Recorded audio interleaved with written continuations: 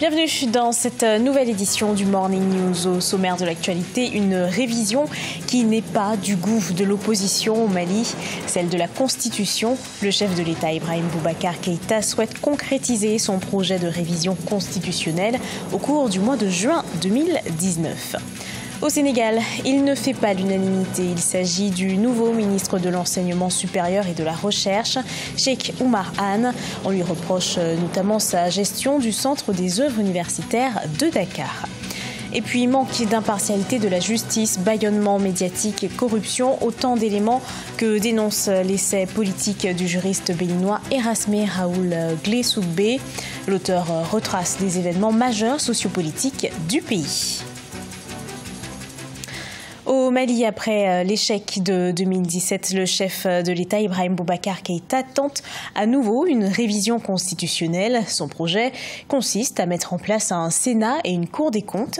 Il vise également à la concrétisation de certains engagements de l'accord pour la paix et la réconciliation au Mali signé en 2015. Les précisions de Philomène Tine.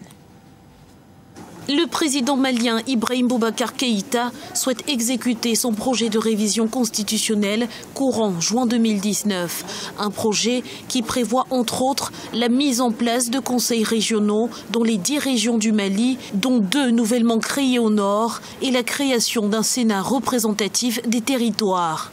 Le Mali est aujourd'hui à la croisée des chemins, car étant à cheval sur 2 problèmes fondamentaux. Le problème du terrorisme qui est notoire et le problème de conflits internes ethniques qui risque de créer vraiment une zone d'instabilité. Si le projet de la nouvelle loi fondamentale est validé par l'Assemblée nationale, il sera soumis à référendum avant les élections législatives de juin 2019. Sauf que jusque-là, le texte divise l'opinion publique. Plus d'une trentaine de partis politiques et d'associations auxquelles a été remis une copie de l'avant-projet ont choisi de boycotter ce jeudi 11 avril à Bamako une rencontre avec le chef de l'État. IBK doit avoir le maximum de consensus pour que les réformes qu'il veut proposer soient acceptées. Et il me semble qu'il est dans ce sens parce que depuis ces dernières 48 heures, il reçoit toutes les composantes de la société. Sur le fond, certaines propositions de réforme semblent faire l'unanimité. C'est donc visiblement la forme qui pose problème.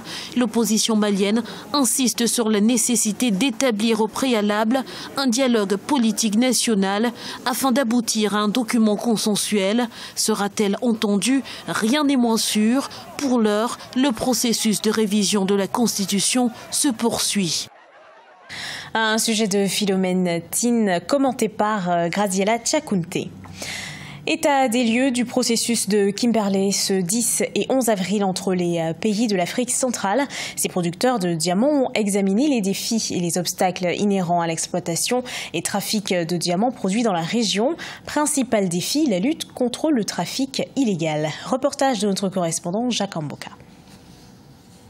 Lutter contre les trafics de diamants frauduleux et décents, jeter des bases pour une solide organisation du secteur artisanal. Un état des lieux du processus de Kimberley dans les pays de l'Afrique centrale a constitué le leitmotiv de la rencontre de 2 jours du 10 au 11 avril entre les experts de la République du Congo, de l'Angola, de la République centrafricaine, du Cameroun et de la République démocratique du Congo, hôte de ces assises. Nous disons que, outre que les diamants, les artisanaux, qu'est-ce qu'ils vont devenir si le diamant n'existe plus? Il faut que l'exploitation actuelle soit pour nous l'outil d'investissement pour transformer la vie de nos peuples respectifs. Plusieurs autres pays, membres du processus de Kimberley, ont apporté leur expertise à cette initiative de coopération régionale en Afrique centrale pour une traçabilité du diamant produit dans la région. Dans ces secteurs dominés par les pratiques artisanales, le Conseil mondial des diamants salue les recommandations, notamment celle de la prise en compte des défis inhérents à la production artisanale. Donc le Conseil mondial du diamant est ravi. Tout d'abord, de voir que l'industrie du diamant, la chaîne de l'industrie du diamant est prise en compte, c'est-à-dire que l'aspect artisanal de la production du diamant est pris en compte. Outre l'attention accordée à l'exploitation artisanale du diamant, l'atelier du processus de Kimberley sur la coopération régionale en Afrique centrale a par ailleurs insisté sur l'identification des réseaux mafieux, l'objectif étant de mettre en place un système de détection des acheteurs et négociants suspects. Une nomination contestée au Sénégal. Depuis sa nomination au poste de ministre de l'Enseignement supérieur et de la Recherche, Cheikh Oumar Anne fait face aux critiques. On lui reproche notamment sa gestion du centre des œuvres universitaires de Dakar. Les précisions d'Eladjin Ndiaye. L'entrée au gouvernement du désormais ex-directeur du Centre des œuvres universitaires de Dakar, Cheikh Oumar Anne, au département de l'enseignement supérieur, de la recherche et de l'innovation est décriée par les syndicalistes et certains étudiants. Le nouveau ministre a été épinglé par plusieurs rapports des corps de contrôle de l'État, notamment l'Office national de lutte contre la fraude et la corruption et de l'autorité de régulation des marchés publics pour mauvaise gestion du Centre des œuvres universitaires de Dakar. Vraiment, quand je suis que Cheikh Oumar Anne est devenu le nouveau ministre de l'Enseignement supérieur. Vraiment, j'ai appris cette information avec un cœur meurtri. Et quand un responsable public est épinglé pour mauvaise gestion par un corps de contrôle, le minimum, c'est qu'on ne promeut pas ce responsable-là. Ça, c'est le commentaire et l'appréciation que l'on fait. Le minimum, c'est qu'on attend qu'au moins une enquête indépendante blanchisse ce responsable-là des fautes présumées de mauvaise gestion qui sont portées à son encontre. À l'UCAD, ce n'est pas tous les étudiants qui contestent le nouveau ministre Cheikh Oumar Anne. Selon certains, le professeur Cheikh Oumar Anne est apte à diriger le département que lui a confié le président de la République, Macky Sall. Nous sommes convaincus que le choix du président a été très bien réfléchi. Donc Cheikh Oumar Anne peut gérer plus qu'un ministère, surtout un ministère de l'enseignement supérieur.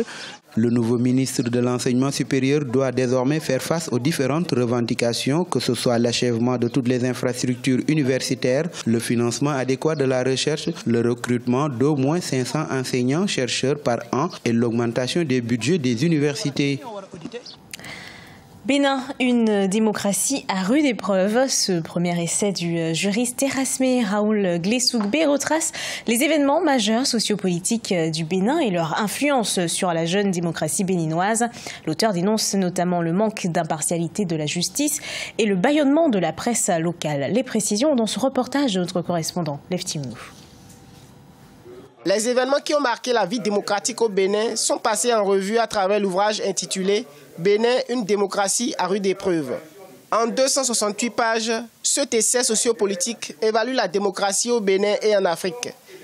Cette critique littéraire de recherche scientifique est l'œuvre de l'écrivain et juriste Erasme Raoul Glessougbe qui a révélé les principaux aspects des formes de la démocratie depuis l'avènement de la conférence des forces vives de la nation à nos jours. L'épreuve de la démocratie, c'est aussi la création de la criette, qui a suscité beaucoup de polémiques. Même s'il convient de saluer cette institution dans le cadre de la lutte contre la corruption et autres infractions assimilées, il est à déplorer la précipitation avec laquelle l'institution a été installée, qui laisse croire qu'elle serait guidée contre des citoyens devenus dérangeants. L'auteur Erasme Raoul Glessougbe a démontré à travers l'ouvrage les imperfections des processus électoraux qui affectent la démocratie. Aussi a-t-il porté des critiques scientifiques sur l'état de la justice et la liberté de la presse et les perspectives. Il faut calmement aider cette démocratie à s'affirmer, à devenir plus mûre et à aller au-delà de ces problèmes qui sont des impédimenta. Le processus démocratique semble traverser une période difficile depuis quelques années. En témoigne la crise électorale actuelle à la veille des législatives du 28 avril 2019. Une nouvelle assise nationale est souhaitée par de nombreux acteurs sociopolitiques. De la culture à présent avec Connexion, un groupe musical en provenance de Côte d'Ivoire. Son répertoire, un mélange de zouglou et de coupé-décalé. Ce groupe spécialisé dans la musique live sort en ce mois d'avril un nouvel album intitulé Au débit. Reportage de notre correspondant Olivier Conan. Haut débit, c'est le titre de l'album de 12 titres que propose le groupe musical Connexion au public ivoirien. Spécialiste des interprétations live des artistes confirmés, le groupe Connexion entend continuer à se produire dans les cabarets d'Abidjan. Il va ajouter à son répertoire les chansons de son album, un mélange de zouglou et de coupés décalés. On aborde les faits de société, la jalousie, l'hypocrisie, tout ça, voilà. Connexion est distinguée aux autres groupes par cette petite touche musicale qui est un peu du zouglou décalé, comme on le dit. On a réussi à agencer ces deux genres de musique en un seul genre en fait. L'album du groupe Connexion a été arrangé par des grands noms de la musique ivoirienne que sont Olivier Blé et David Taïro. Le résultat est un cocktail musical très apprécié des mélomanes. Ils ont l'habitude de dire que l'humilité précède la gloire et je crois donc avec leur manager qu'ils resteront soudés et qu'ils auront toujours la tête sur les épaules, même si l'album est de très bonne qualité. C'est dansant aussi, quoi. Ça emmène la joie, la convivialité quand on est en groupe, on est en famille, quoi. En tout cas, zouglou toujours, le zouglou restera toujours. Je prie que ça soit un nouveau départ pour eux, que le succès soit toujours leur partage, qu'ils aillent de l'avant et que vraiment qu'ils restent tels qu'ils ont toujours été, pour qu'ils puissent grandir encore davantage. La mise sur le marché de leur premier album ne change pas la mission du groupe Connexion, qui est de proposer avant tout de la bonne musique live aux mélomanes ivoiriens et africains. Ce journal a été préparé par l'ensemble de la rédaction. Merci à vous de l'avoir suivi. Dans un instant, une nouvelle édition d'actualité sur Africa 24.